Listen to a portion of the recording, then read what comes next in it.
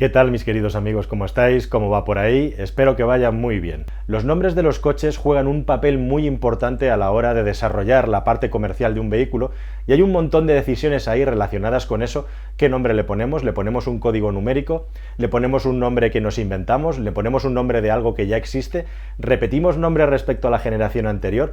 Hay un montón de particularidades que pueden jugar en parte la cuestión de cómo de bien se va a vender ese vehículo y sobre todo cuál es la imagen que el usuario va a tener sobre el coche que tú le vas a vender y, jugando con eso, cuál es la imagen que tú pretendas que tenga el usuario. A veces, justamente por eso, se producen desconexiones entre lo que la marca pretende o buscaba y al final lo que sucede. ¿Qué es la percepción? ¿Cuál es la percepción que tienen los usuarios finalmente del coche? ¿Y cuánto influye la parte del nombre en la imagen que nosotros nos hacemos en la cabeza del vehículo? La cosa tiene bastante más miga de lo que uno pueda llegar a pensar. Así que quédate un ratito conmigo que te voy a contar unas cuantas reflexiones, aprovechando ahora que tenemos unos cuantos coches nuevos que van a salir al mercado, de los que tengo algo que decir.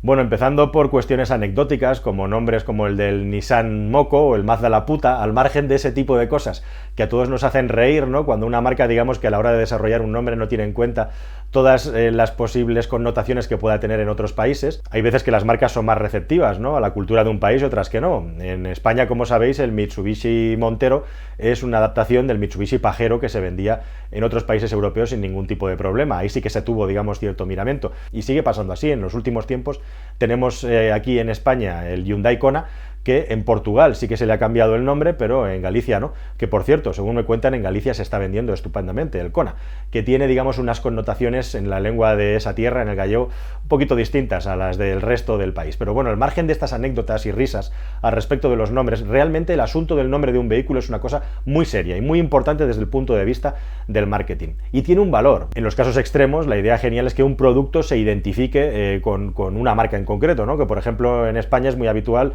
nuestras abuelas sobre todo, que a los yogures le llamaran Danone, ¿no?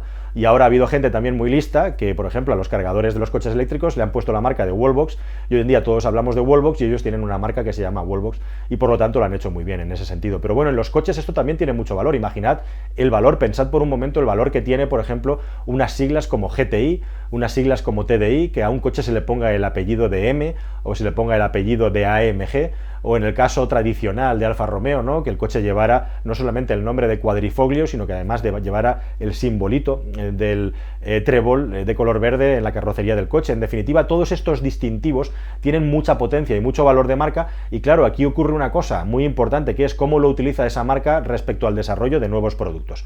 Bueno, uno de los problemas, creo, más importantes que hay al respecto, en primer lugar, es decidir si defines a tu coche con un nombre, ¿no?, o con un código numérico o con una serie, por decirlo de alguna manera. Esto puede llegar a complicar mucho, en el caso de series o códigos numéricos, la forma de identificar a los coches y de memorizarlas, ¿no? Las personas tendemos a memorizar mejor los nombres, las ideas abstractas, que no un código numérico, aunque depende de cada cual, ¿no? Pero, por ejemplo, en las marcas francesas, pues ha sido tradicional, por ejemplo, en Peugeot, en Renault, que los coches tuvieran un código numérico, y una manera interesante de hacer ver una evolución de ese modelo era ponerle un número más. Por ejemplo, en Peugeot empezamos en el 205 y ahora estamos en el 508, ¿no? En el caso de la serie 500 empezamos en el 504 y ahora estamos en el 508. Es una forma, digamos, de transmitir una evolución y también un crecimiento del tamaño del vehículo. ¿Cuánto se puede mantener el nombre del producto cuando no para de crecer, de aumentar en equipamiento, en potencia y también en tamaño? Esa es una de las grandes cuestiones que me planteo y que me han animado a grabar este vídeo, específicamente hablando de un coche que es el Opel Corsa.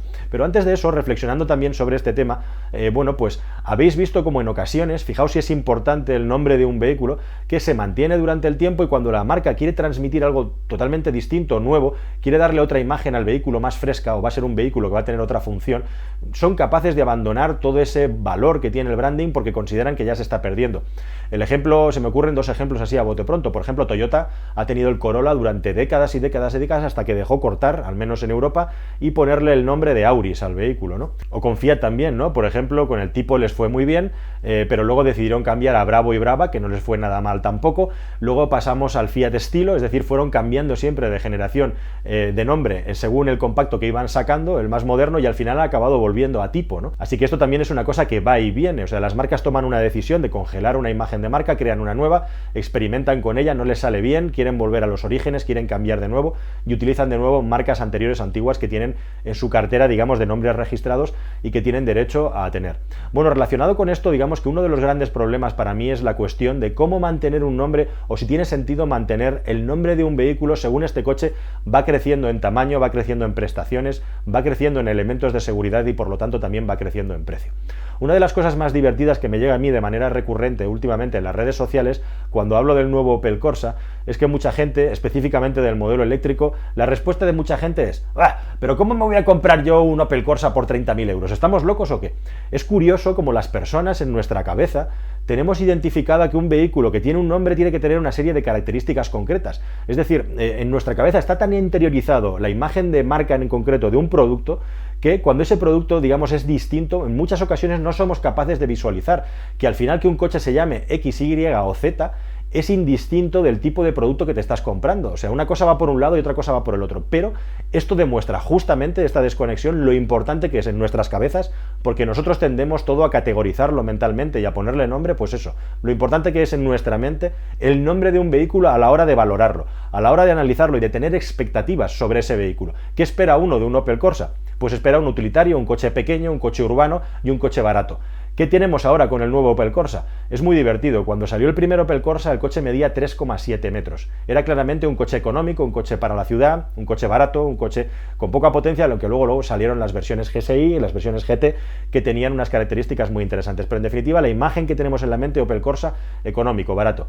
De los 3,7 metros que medía la primera versión de los años 80, fue creciendo 3,8, 3,9, 4 y la versión actual está en 4,06 metros. Yo cuando veo la imagen de un Opel Corsa, realmente lo que tengo delante mentalmente, aunque se llame Corsa, es prácticamente el tamaño de un Astra de unas generaciones atrás.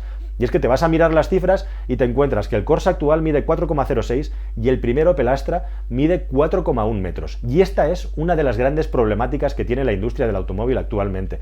La evolución de los coches ha hecho que los coches crezcan mucho, que fagociten los segmentos en los que estaban encuadrados antiguamente, y el hecho de mantener el nombre del vehículo puede acabar volviéndose en tu contra, y ese es el problema, que si mucha gente cuando va a comprar un Opel Corsa se encuentra que es un coche que tiene un tamaño que no se corresponde y sobre todo el precio a la imagen que él tiene en la cabeza, le puede acabar generando rechazo. Por lo tanto, en el caso del Corsa y en el caso de cualquier otro tipo de coche que haya en el mercado, lo importante es el producto que te vas a comprar, no el nombre que tiene, pero en muchas personas influye mucho el nombre del producto y le transmite, digamos, mucha confianza, porque eso somos así, por decirlo de alguna manera, de cerriles los humanos, ¿no? Cuando algo nos funciona bien, somos muy fieles y queremos repetir, aunque el producto haya cambiado. Bueno, pues lo que hay que hacer es racionalizar, o sea, ¿qué te estás comprando? ¿Cuál es el valor real del producto en función del equipamiento, las prestaciones, el tamaño? ¿Qué más da que se llame Corsa o que se llame Pepe?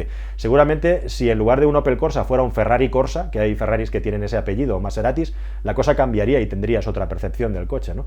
La cuestión es esa, que al final esto se le puede volver en contra a la marca, y en mi caso, en mi opinión, yo creo que Opel se equivoca poniéndole el nombre de Corsa sin más a ese vehículo, y ese nombre tendría que estar, digamos, guardado, reservado para un vehículo más económico. Se debería de llamar de otra manera, aunque luego el Opel Astra también haya crecido mucho más y sea un coche más grande, etcétera, etcétera, etcétera. Al final, las marcas de automóviles también, y esta es una tendencia muy importante con la polarización que ha habido en el mercado del automóvil, la gente solo compra o coches muy económicos o coches más caros. Las marcas que estaban en el medio están sufriendo mucho, y especialmente marcas como las alemanas y las francesas, que no son premium, están sufriendo mucho con los productos tradicionales que antes vendían muy bien. Esto, por cierto, también pasa con las marcas. Alfa Romeo lleva toda la vida intentando vender sus coches con un branding premium, con un precio premium, y la gente no lo valora, ¿no? ¿Cómo voy a comprar yo un SEAT por 30.000 euros? ¿Cómo me voy a comprar yo un Alfa Romeo por 50.000 euros? Anda ya. Bueno, oye, perdona, valora el coche, analízalo, visualízalo, mira cómo funciona, lo que tiene, etcétera, etcétera, y luego ves si el valor se corresponde con el producto. La marca al final es solamente un indicativo, lo importante es el valor del producto, ¿no? Pero bueno, ya digo que a nivel mental continuamos con esa tendencia y es muy difícil hacer sacar la inercia que tienen las personas mental con las marcas y con los nombres de los modelos. Bueno, un caso también muy curioso que tenemos ahora y que a mí me atañe también, que es el asunto del Ford Puma, sobre el que os debo mucha información. Bueno, permitidme que os diga que mi Puma está actualizado ya y que estoy esperando una cosa técnica que le quiero hacer al coche para grabar un vídeo que realmente tenga contenido y sea enjundioso. No me he olvidado del Puma. Cierro paréntesis. Bien, ahora Ford, justamente lo que os decía, las marcas tienen a los coches en el congelador, los conservan, las marcas las utilizan, las traen, las ponen, las quitan en función de lo que les interesa, y ahora Ford ha decidido ponerle el nombre de Puma a un SUV del segmento B. Un SUV pequeño que, para mi sorpresa, para lo que he visto, no va a sustituir al EcoSport. El EcoSport y el Puma van a coincidir. El Puma va a ser un poquito mayor y un poquito más caro que el EcoSport. Es un coche mucho más moderno, además, con más motorizaciones, mucho más ambicioso, en definitiva, y va a estar situado entre el EcoSport, como digo, y el Kuga. Por cierto, un premio, haciendo un paréntesis, una medalla para el que se inventó el nombre de EcoSport, que por cierto es un producto bastante justito a nivel de calidad de producto. EcoSport, realmente hay que ser un genio para ponerle ese nombre. Pero bueno, en fin, la cuestión es lo de Puma. ¿Tiene sentido? Todos aquellos, digamos, aficionados al mundo del automóvil se pueden sentir ofendidos, pero todo esto, la verdad, entre nosotros somos 4 gatos a los que nos interesa esto. A mí, desde un punto de vista, digamos, marketingiano / técnico, el hecho de que le llamen Ford Puma a un SUV, digamos, que tiene además un diseño bastante agresivo, aunque luego sea un coche utilitario, cuya mayor cualidad, al margen de los motores que trae con 48 voltios, turbo, etcétera, de Opel, es interesante, su mayor cualidad diferencial, digamos, es un maletero muy grande, en fin, que Ford le ponga Puma a ese coche puede sonar un poco a sacrilegio, ¿no? Pero en los tiempos que corre entre tú y yo, vamos a ser sinceros, si Ford sacara un Puma de 3 puertas, con 2 asientos atrás pequeñitos de 3 y pico metros, 3,7, 3,8, ¿cuántas personas se comprarían este coche hoy en día? ¿Realmente tendría mercado Ford para sacar un Puma deportivo? Ninguno, ¿no? En este caso lo que está haciendo la marca, si os fijáis, es darle los valores de deportivo, en cierta medida de agresividad, de dinamismo, de juventud, a un coche que tiene una carrocería SUV. En ese sentido, a mí me parece, digamos, que por mucho que todos aquí nos rasguemos las vestiduras y digamos la nuestra, me parece un movimiento desde el punto de vista de marketing interesante para la marca, en el sentido de que está asociando un vehículo SUV, que además es un vehículo muy importante porque el segmento en el que compite el T-Roc, el Arona, el Renault Captur, ¿cuántos Renault Captur se han vendido? Una barbaridad.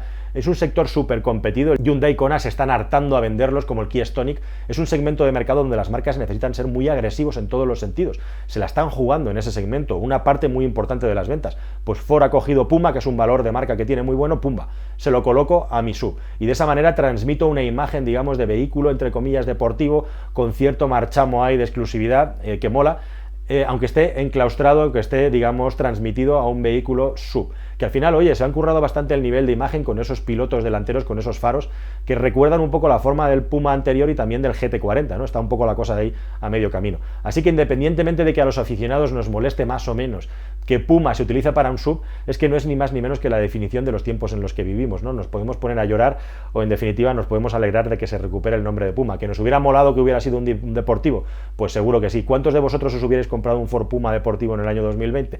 0,3. La jugada es interesante y ahí sí que la pruebo yo. Y os quería contar un tercer caso también relacionado con las expectativas y también con deportivos, que es el hecho ese de utilizar justamente la imagen de marca de un vehículo deportivo para hacer un vehículo deportivo nuevo.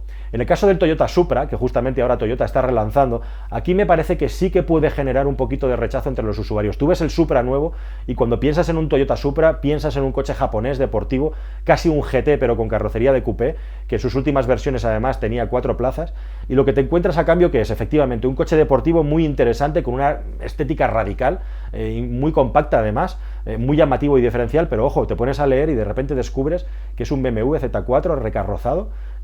Yo lo que espero de Toyota con el Supra es algo diferencial, desarrollado dentro de la empresa, que tenga tecnologías diferenciales desde el punto de vista deportivo, yo que sé, tracción a las 4 ruedas, dirección a las 4 ruedas, cualquier invento que haga que sea un deportivo especial. Y lo que me encuentro a cambio es un BMW Z4 cerrado, con un motor de BMW, y que ya los primeros que han probado el coche y lo han catado te cuentan que es un vehículo perfectamente, digamos, conducible y agradable, pero desde luego de deportivo tiene poco, a pesar de la estética de los 340 caballos. Me refiero deportivo en los términos ortodoxos del término, es decir, tener reacciones emocionantes, tener que pelear con el volante. El Toyota Supra es un deportivo, se puede ir muy rápido con él, pero al estilo, digamos, Gran Turismo, como un señor conduciendo. Eso comparte un poco la visión del anterior Toyota Supra, pero quizá lo que no coincide es que al final sea un sucedáneo, es decir, que sea un coche derivado de otra marca.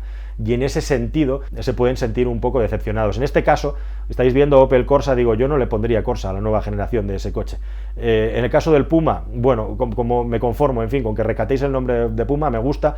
Creo que es una buena idea, pensando en el punto de vista de la marca, y los usuarios que se van a comprar ese coche, no solamente no les va a disgustar, sino que les va a molar. Creo que hay gente que puede atraer ese coche por el hecho de llamarse Puma. En el caso del Supra, que es un vehículo completamente de nicho y de aficionado, creo que el hecho de no ser un coche de base Toyota puede tirar atrás a muchos posibles compradores del vehículo.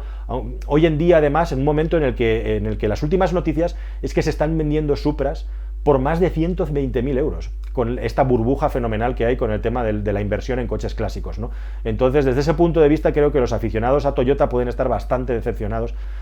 Se queda un poco en tablas la cosa. Como no es un coche diferencial, como es el caso del Ford Puma, que ahí sí que Ford se la juega a base de bien, bueno, pues que saquen el nombre de Supra, yo por lo menos me lo hubiera guardado para otro proyecto. Desde luego las marcas no siempre aciertan y muchas veces meten la pata, no hay más que verlo, ¿no? Estos cambios de nombre, estas fluctuaciones, y muchas veces pues eso, se ven entre la espada y la pared a la hora de decidir si mantenemos el nombre de un producto, aunque respecto al original ya no se parece en nada, por una inercia, digamos, de fidelidad que hay entre los clientes de ese tipo de producto, o lo cambiamos radicalmente empezando de cero. Como veis, muchas veces el hecho de empezar de cero tampoco es sinónimo justamente de que vayas a triunfar. El ejemplo está en que luego la marca acaba recuperando el nombre al final. ¿Es posible que alguna marca, digamos, sea capaz de mantener la esencia del nombre de un producto sin traicionarla de alguna manera, entendiendo por traición un poco qué es lo que esperan los apasionados de esa marca? Cada vez es más difícil, desde luego, encontrar esa pureza en el mercado, ese producto en el que se arriesgue para crear algo que se parezca muchísimo en el original y no solamente en el nombre.